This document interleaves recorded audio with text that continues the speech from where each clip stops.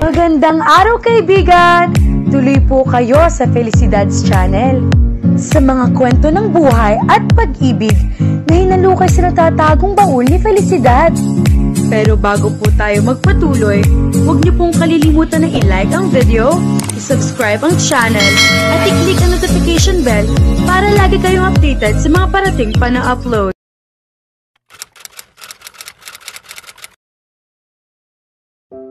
Biyernes ng hapon. Kanina'y bigla ang bumuhos ang malakas na ulan. Nagpaalam na ang bisita kay Aling Inyang.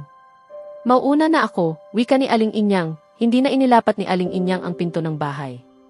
Nanlalambot na napaupo siya sa sopa. Ang lalaking bumisita sa bahay ay ang sinabi sa kanya ni Greg na darating dito upang tingnan ang kabuuan ng bahay at lupa, si Mr. Virgil Vergara. Dumating ito kaninang halos ay tila na ang ulan. Wala pang 15 minuto ay nagpaalam na si Mr. Vergara. Dahil sapat na raw ang nakita. Totoo nga palang may bibili ng bahay at lupang ito, nasa isip ni Aling Inyang. Ang subdibisyong iyon ay nasasakop ng isang bayan sa Cavite na hindi masyadong malayo sa Maynila. Ang subdibisyon ay isa sa mga luma at unang subdibisyon sa bayang iyon. Subdibisyon mang matatawag ay hindi naman fully developed. Noong araw kasi, basta na paghati-hati ang isang malaking lupain na lagyan ng mga kalsada, ay ayos na, isa ng subdibisyon. Hindi gaya ng mga nagsusulputang subdibisyon ngayon na dinedevelop muna ng husto. Mula sa landscaping sa harapan bilang pantawag pansin hanggang sa mga sementadong kalsada, sewerage, electrical at water systems. At higit sa lahat ay naliligiran ng perimeter fence. Ang subdibisyong iyon ay kulang na kulang sa mga sangkap na tinataglay ng mga bago at modernong subdibisyon. Kahit may mga nakapilang tricycle sa bungad ng subdibisyon, ay hindi nakagawian ni Elaine ang sumakay sa tricycle. Ang pangunahing kalsada lamang ang tanging konkretong kalsada ng subdibisyon. Ang mga kalsadang nakasanga sa pangunahing kalsada ay pawang lubak-lubak na kalsada na. Gayunman, kahit sementado ang pangunahing kalsada ay lubak-lubak na rin iyon. Mga lubak na ang ilan ay medyo maluwang at may sapat na lalim upang tigilan ang tubig kapag umuulan. Mabuti na lamang at kanina pa tumila ang ulan, naiisip ni Elaine. Wala kasi siyang dalang payong. Pero hindi niya naisip na ang aksidente, kung dumating sa isang tao, ay walang pinipiling lugar, oras at pagkakataon. Prente sa kanyang paglalakad sa bangketa si Elaine. Walang pagmamadali sa kanyang mga hakbang. Kulimlim naman ang kalangitan at medyo may kalamigan ang dapyo ng hangin. Pero ang kotseng tumatalunton sa kalsada ang sawari ay nagmamadali. Bagay na hindi pansin ni Elaine. Kaya sa kanyang malaking pagkagulat, pagtapat ng kotse sa kanya ay may sumaboy na putik sa kanya. Putik na nagmula sa lubak ng kalsada na naraanan ng gulong ng kotse. Ay putik! Sa kabiglaanan ay sigaw ni Elaine. Marami ang tilamsik ng putik na sumaboy kay Elaine. Nabasa ang kanyang pantalon. Nabasa rin ang kanyang blouse. Pati buhok niya ay natilamsikan. Maging ang kanyang mukha. Mga walang hiyaw ni Elaine na patungkol sa sakay ng kotseng iyon. Huminto naman ang sasakyan. Mula sa passenger side ay umibig si Virgil Vergara. Nasa mukha nito ang pag-aalala at pagkapahiya sa nangyari. Mabilis itong nakalapit kay Elaine. Maraming patsi ng dumi ang blouse ni Elaine na puti pa naman. At kahit napahiran na niya ng panyo ang kanyang mukha ay may naiwang dungis doon. Miss Pasensya, sabi agad ni Virgil. Hindi sinadya ng kasama ko. Aksidente lamang ang nangyari. Hindi niya kasi napansin na medyo malalim pala ang lubak ng kalsada. Umiti para ipakita kay Elaine na sinsero ito sa paghingi ng paumanhin. Pasensya. At ano ang magagawa ng pasensya mo? Pagalit na sabi ni Elaine. Galit na nakalarawan din sa kanyang mukha. Tignan mo at nakangiti ka pa dyan na parang nakakaloko. Alam kong wala na talagang magagawa ang pagpapasensya ko. Nangyari na ang nangyari. Naperwisyo ka na. Pero dapat pa rin akong humingi ng paumanhin sa iyo at umasang maunawaan mong wala namang gumusto sa nangyari. Aksidente ang nangyari. Pasensya na uli, miss. Porke di kotse kayo, ang akala ninyo pag-aari na ninyo ang kalsada. Hindi naman sa ganoon, miss. Hindi kung ganoon pala ay gusto lamang talaga ninyo ang makaperwisyo ng kapwa. Noon naman ay paibis na ang babaeng nagmamaneho ng kotse. Naiinip na ito sa pagbabalik ni Virgil. Hihingi lamang ng paumanhin sa babaeng iyon nagtagal pa, nasa isip nito. Ang babae ay si Lori, nobya ni Virgil Vergara. Hindi naman, miss. Walang intensyon ang kasama ko na makaperwisyo ng kapwa, malumanay na sabi ni Virgil kay Elaine. Naunawaan nito ang nadaramang galit ng babae. Ganoon. Walang masamang intensyon, gagad ni Elaine sa tinura ni Virgil, pasarkastiko. Ano ang intensyon niya?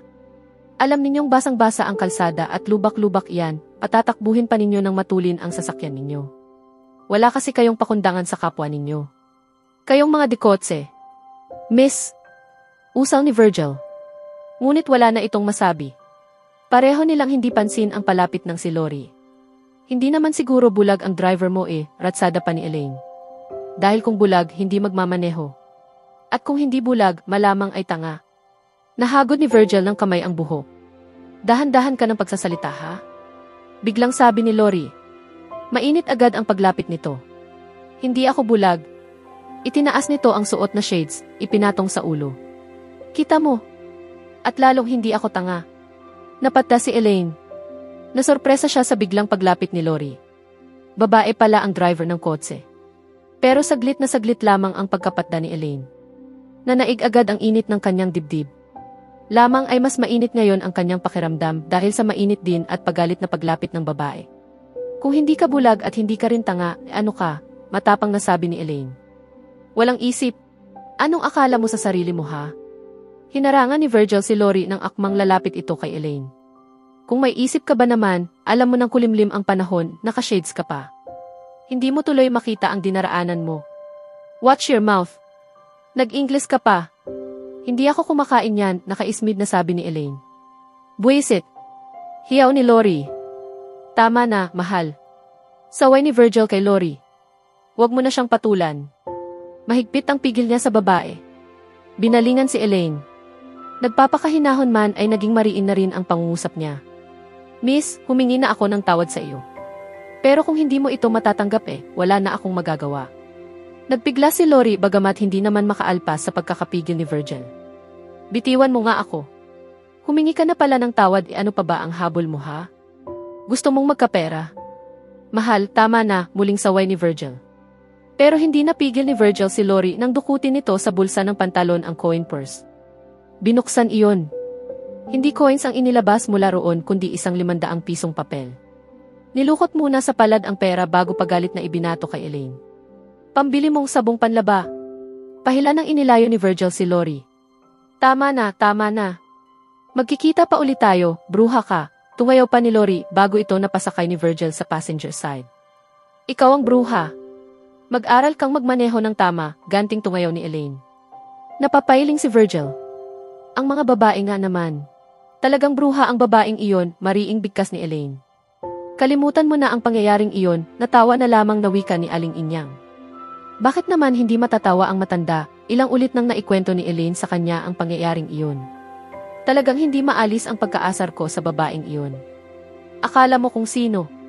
At grabe sa katarayan kung makikita ko uli iyon. Baka naman mabulunan ka niyan, sabi ni Aling Inyang. Hayaan mo na. Kalimutan mo na. Mahirap ang ganyang nag-aalaga ng itingit sa kalooban. Hindi na ikonekta ni Aling Inyang ang naging panauhing si Virgil Vergara sa nakaperwisyo kay Elaine. Dahil hindi naman niya alam na may kasamang babae na nagpaiwan sa kotse si Virgil Vergara noong bisitahin itong bahay. Nilunok muna ni Elaine ang ninunguyang pandesal. Sigurado na ba ang pagdating ni Kuya Greg ngayong Sabado? Sabi niya, sagot ni Aling Inyang. Mahal, kalimutan mo na yung nangyari kanina. Sabi ni Virgil kay Lori. Tapos na iyon. Sakay sila ng kotse ni Virgil. Naghapunan sila sa Shangri-La. Ngayon ay ihahatid na ni Virgil si Lori sa bahay nito sa Pasay. Sa tuwing sasagi kasi sa isip ko ang babaeng iyon na imbyer na ako. Napakataray. Akala mo kung sino mukha namang yagit. Nabigla lamang iyon, wika ni Virgil. Sino ba namang babae ang hindi magwawala ng ganoong prenteng naglalakad sa bangketa, biglang masasabuyan ang tubig? Hindi ko naman sinadya iyon, dapat ay naintindihan niya iyon.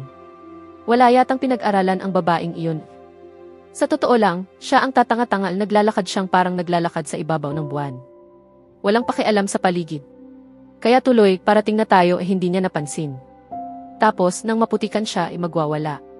Kung hindi mo ako napigilan, talagang sasabunutan ko ang babaeng iyon.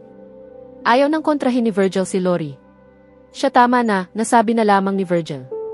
Iniisip din kasi niya na kung may kasalanan man si Lori, Kaya nasabuyan ng putik ang babaeng iyon, siya man ay may kasalanan din, hindi sana siya pumayag noon na si Lori ang magmaneho ng kotse niya. Bukas na tayo doon. Okay lang, ani Lori. Ang doon na ibig tukuyin ni Lori ay motel. Oo naman. Pinasigla ni Virgil ang boses niya. Ayaw kasi niyang mahalata ni Lori na kasalukuyang naglalakbay ang kanyang isip. Ngunit hindi ang partikular na insidenteng iyon ang nasa isipan niya, kundi ang partikular na babaeng iyon. Hindi alam ni Virgil kung bakit parang ikinatutuwa ng loob niya sa tuwing maaalala ang mukha ng babaeng iyon.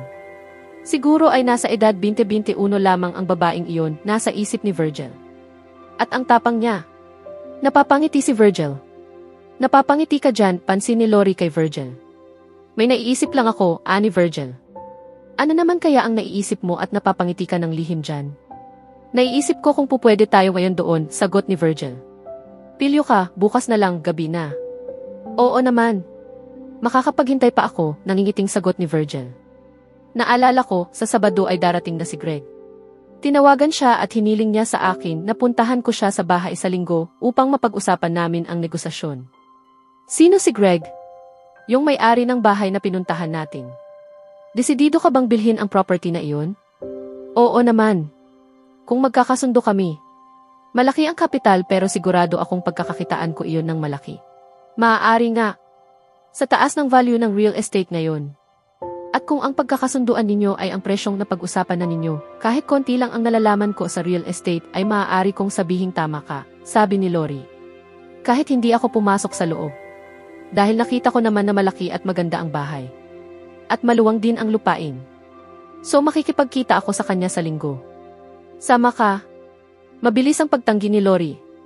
Hindi ikaw na lang. Baka maimbyer na lang ako. Bakit mo nasabi yan? Kung makita ko na naman ang letsing babaeng iyon. Hindi na pinilit ni Virgil si Lori.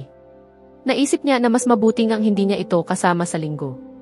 Talagang galit na galit siya sa dalawang iyon. Parang sumusulak ang kanyang dugo sa tuwing maaalala ang insidenteng iyon. Pero ang nadaramang galit ni Elaine, kaugnay ng insidenteng nangyari ay patungkol na lamang sa babaeng iyon. Ang galit niya sa lalaki. Kusa at agad naglaho. Bagkus ay napapahiya pa siya sa sarili sa naging pakikiharap niya sa lalaking iyon. Mukha pa namang mabait ang lalaking iyon. At talagang nasa mukha na sinsero sa paghingi ng paumanhin sa kanya. Hindi tulad ng babaeng iyon na maganda nga at mukhang sosyal pero bastos naman at parang matapang. Sa susunod na kabanata mga ka-felisidad, aasahan ni Elaine na magbabalik siya sa kanyang normal na buhay, ngunit hindi pa rin siya makakalimot sa babaeng nakasama ni Virgil. Habang patuloy ang pag-usbong ng kanyang galit, maghaharap muli ang mga karakter na ito, at magkakaroon ng mga bagong tunggalian na magpapalalim sa kanilang relasyon. Kaya abangan natin,